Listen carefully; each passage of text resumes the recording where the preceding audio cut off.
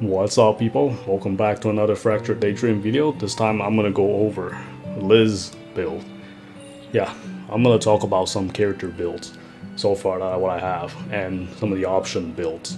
So yeah, about that time pretty much. So it certainly takes a lot to level them up to 100. Man, this takes forever. I mean, I don't grind insane amount of game, and well, in this game, obviously, it gets you know, it gets tired and bored because there's just not a lot of maps and things to do. So you're basically doing the same thing over and over, just within literally the last raid or something to level them up.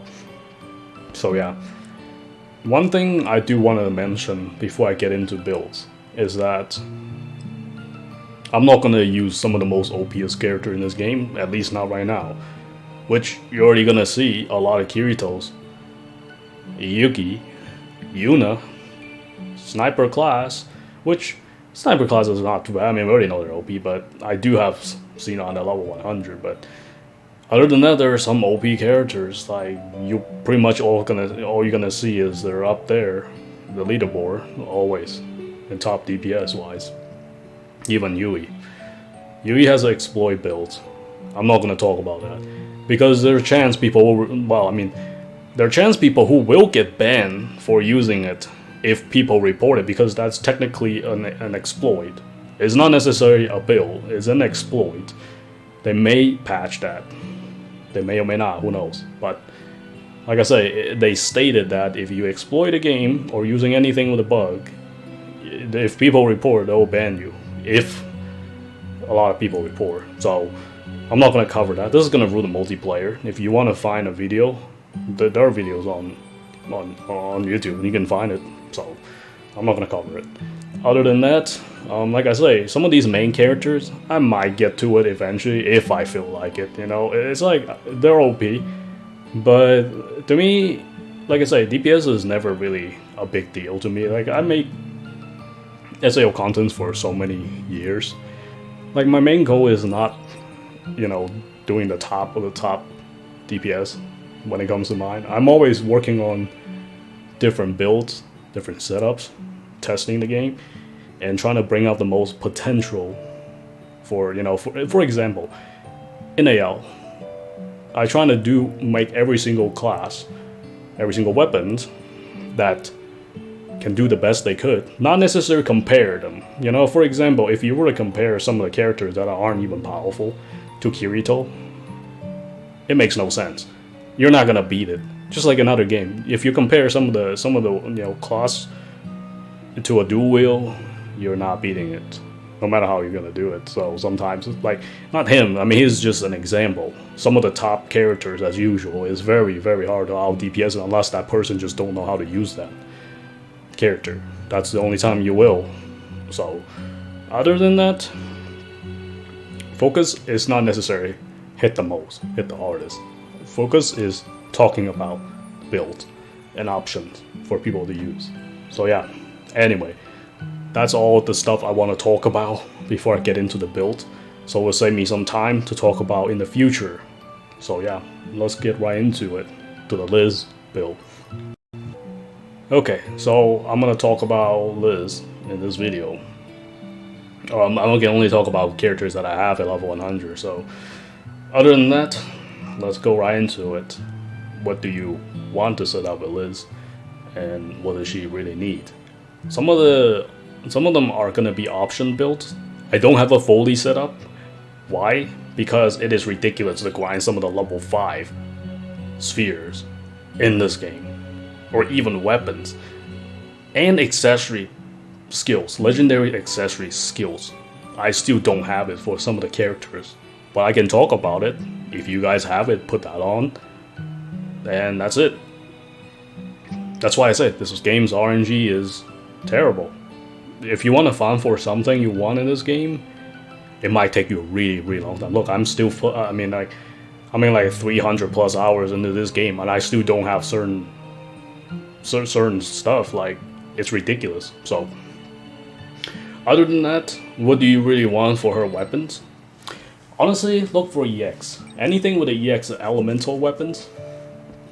I mean, that's pretty much the same for every single class. That's why I'm just not gonna talk too much about the other classes, because it's practically the same.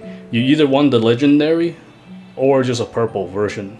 The only differences between the legendary and the purple is that you have 3 special effects on a legendary you can swap out. But on a purple you can do 4. Depends if you want to stack 4 special effects versus 3. Now legendary do give you some of the effects that's interesting, but if you have it and it's a good weapon, it's okay, no big deal. In the end of the day, use it. It's okay. But if you want to be picky, then don't worry about it. Other than that, I would try to get every single element for if the character have. Some characters, they got their full elements after the DLC one. Some of them still missing one element. Like, there's a lot of characters still missing one element, which makes no sense. I mean, I don't understand why they did that. I mean, every character should have every single element in the game, but nonetheless, if you can get the non-elemental for any of these character builds first, you can actually put that on, because non-elemental is actually very, very useful, because you can put it on and it works on every single bosses. You don't have to. If you don't want to build elemental, you don't need to. You can just stick with non-elemental. Now, because these elemental, they're so difficult to get sometimes, and plus it only works on certain bosses. Some of them just resist different things. So yeah, therefore it's good to have a non-elemental to start with, to build with that. Then you can use it on everybody, and then when you get the other elemental, then you start to go build it. Now there's another thing. It is very, very expensive to build a character in this game. You need a lot of succession stones. A level 5 costs 1,000 to swap out. That's 10 matches in the 85 plus rate. That's 10 matches. So everything costs so much in this game. So that's why some of these effects I haven't even put on yet. Either A, I don't have it, and B, they're like I say, or just wait till you get everything to put it on, and B, it's just too expensive. To fully build a character with every single element in this game, it will take you a really, really, really long time. Like, it's ridiculous. That's why to some point I'm just gonna suggest what you guys want, like what you guys can have it on the weapons. I don't even have it myself, and like, because it's hard to farm for some of these level 5s. Now for non-elemental, I always recommend to put on crit rate up at level 5 if you can. All 3 of them if you can. Of course, you can put on skill damage and others. That's what I'm talking about, like the option builds. It depends what you want to put on there. There are options. You can put on anything that increase attacks. For me, like, crit rate is always better than anything else in this game. Unless you're fighting a specific boss like SBC, then you can put on, like, just focus on crit damage and if you weak point crit rate up or whatever. But for most of the bosses, for certain characters, you're not even gonna hit that. That's just for SBC special, because that boss is just designed to get it being like hitting at crits, like a weak spots and stuff. So other bosses, they're not that easy for certain characters. So crit rate level 5s on every single. If you want to put on every single elements, you can, but good luck farming for that at all level 5. Trust me, it's painful to farm, just even for one weapon, not even for all of them. Obviously, plus them to 10 if you can. Other than that, put on elemental weakness. Elemental weakness damage on like level 5 for all these elemental weapons. Whatever you choose, it's totally fine. Or just put on, like, for example, light element. I'm gonna put on light weakness damage at level 5. If you can, just put all 3 of them on, because these are gonna be elemental builds. So besides crit rate build, it's gonna be elemental builds. It's gonna be really, really useful on these characters. Or skill damage if you prefer on some characters. Options, like I say. Or skill damage at level 5. So that's pretty much cover the weapon itself. Now let's talk about accessories. It's gonna be the same on accessory. As you can see, I have one ring with all crit rate at level, almost at all level 5. That's what I'm gonna aim for. You can change that to all elemental if you want. Like I said, that's an option. Elemental weakness, and they'll just put on, you know, like I say, options. You can go on there and put on all these things. You know, advanced skill if you prefer. You know, whatever weakness for the matching weapons. That if you do that, you're gonna have so many different sets just for a specific, you know, for a specific weapon type only.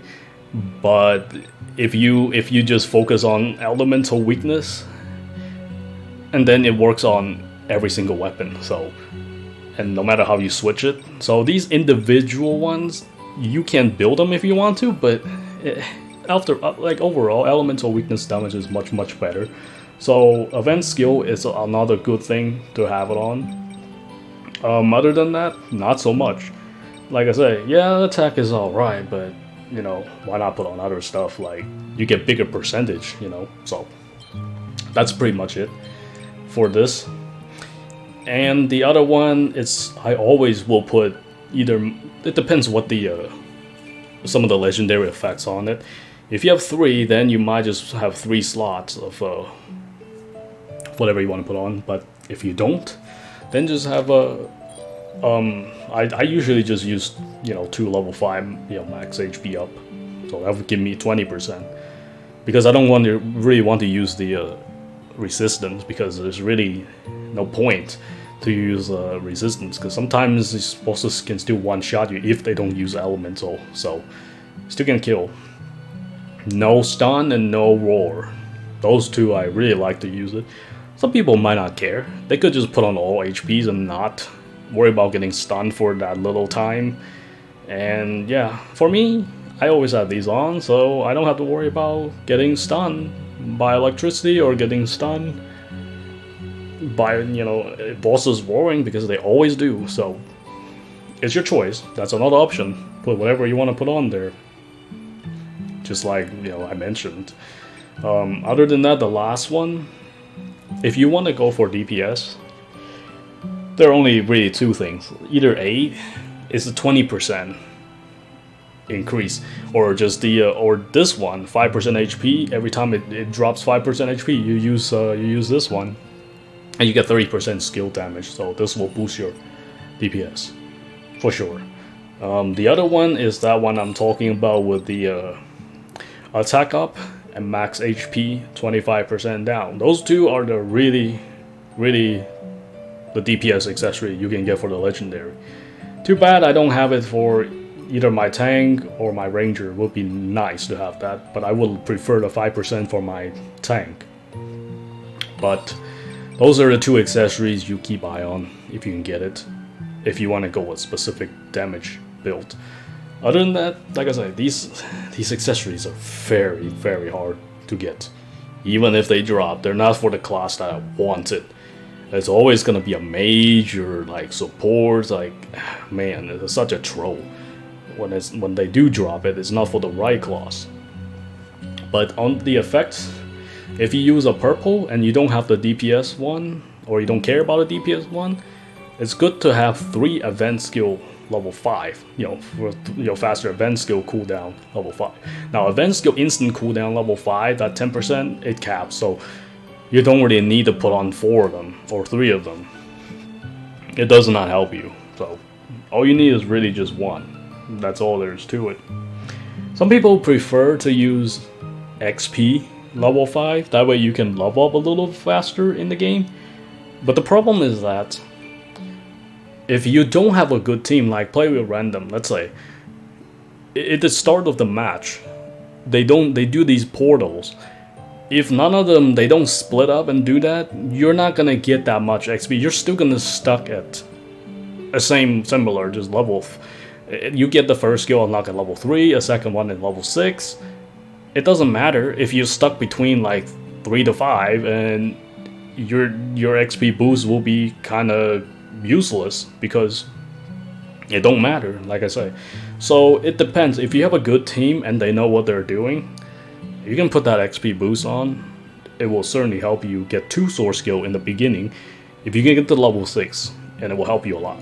If you can, then there's no reason to put on a 10% XP on it at all. Like when I play random, sometimes I'm just stuck with level 3 or level 4. So it doesn't really help me with a 10% XP boost at level 5. I'd rather just have faster advanced skill cooldown at level 5. That's all there is to it. Other than that, passive skill. I do prefer go fly master because Liz can fly, or even if she can't fly, just jump. It's the same thing. So guts, like that, plus use 5% HP to increase the defense skill, like that match pretty well. Every time you take damage, this triggers, so you get the XP. I mean, like you get the damage boost. So it's a very good combo if you do have that. Do trying to combine with guts and stuff, and that's it. So you can also switch out some of the passive if you like. There's options. So it's just what I use, really. It's not necessarily what's the best for this. Like I say, you know, it's just there's many ways to play the game. You know, it just depends how you want to play it. Like I said, for me, it's just my setup. That's all there's to it. Nothing too, you know, complicated or etc. for this game. You know, it's like I say, you do what you can for that character. That's what really matters, really. So other than that, that's pretty much it. Now, like, hopefully I'm going to skip these part here, like talk about weapons and etc. for the next character, because it's gonna be the same thing. That's the thing, you know. In this game, you're gonna have the similar setups, no matter how you change it. You might have a little bit different, like mixed. Oh, you can have some crit rates and some crit damage, half and half, etc. No matter how you do your combinations and stuff, it's always gonna be similar in this game. So that's why I say, build diversity in this game, very, very little. So other than that, that's pretty much it for my Liz setup. So I'll talk about somebody else in the next one. Hope you guys enjoy it. Until next time.